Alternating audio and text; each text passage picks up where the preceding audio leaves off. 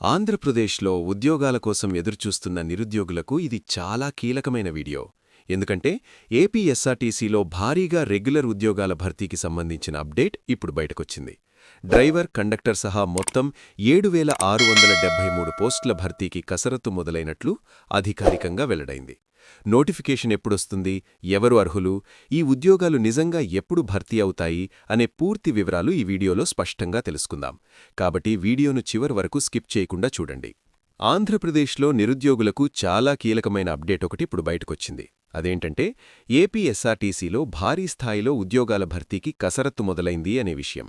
రాష్ట్రవ్యాప్తంగా ఖాళీగా ఉన్న మొత్తం 7,673 రెగ్యులర్ పోస్టులను భర్తీ చేయాలని ఆర్టీసీ పాలకమండలి నిర్ణయం తీసుకుని దీనికి సంబంధించిన ప్రతిపాదనను ఇప్పటికే రాష్ట్ర ప్రభుత్వానికి పంపించింది.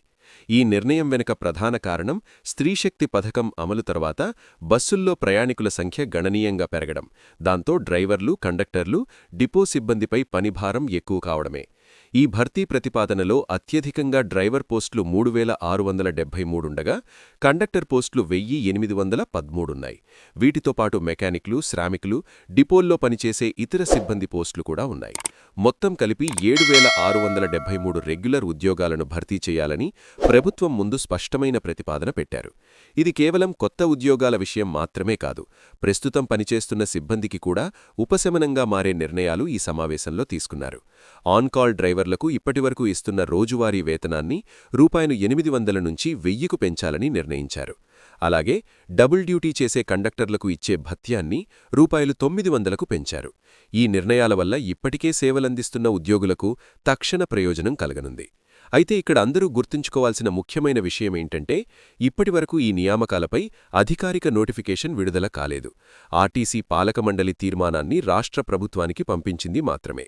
ప్రభుత్వం ఆమోదం తెలిపిన వెంటనే నోటిఫికేషన్, అర్హతలు, వయస్సు పరిమితి, ఎంపిక విధానం, దరఖాస్తు ప్రక్రియ వంటి పూర్తి వివరాలు అధికారికంగా విడుదలయ్యే అవకాశముంది.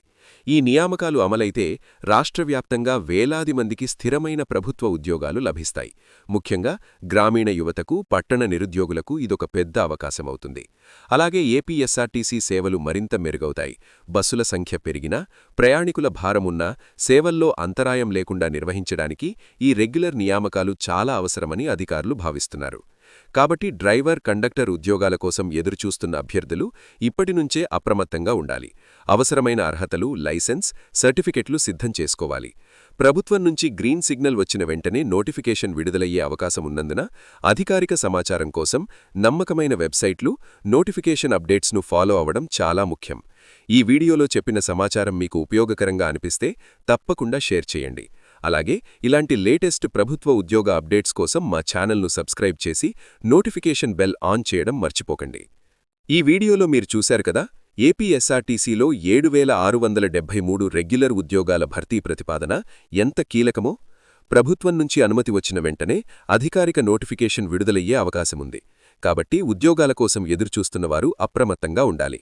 ఈ వీడియో మీకు ఉపయోగకరంగా అనిపిస్తే లైక్ చేయండి, మీ ఫ్రెండ్స్కు షేర్ చేయండి. ఇలాంటి లేటెస్ట్ ప్రభుత్వ ఉద్యోగ అప్డేట్స్ కోసం మా ఛానల్ను సబ్స్క్రైబ్ చేసి నోటిఫికేషన్ బెల్ ఆన్ చేయండి. మరో కొత్త అప్డేట్తో మళ్ళీ కలుద్దాం. ధన్యవాదాలు.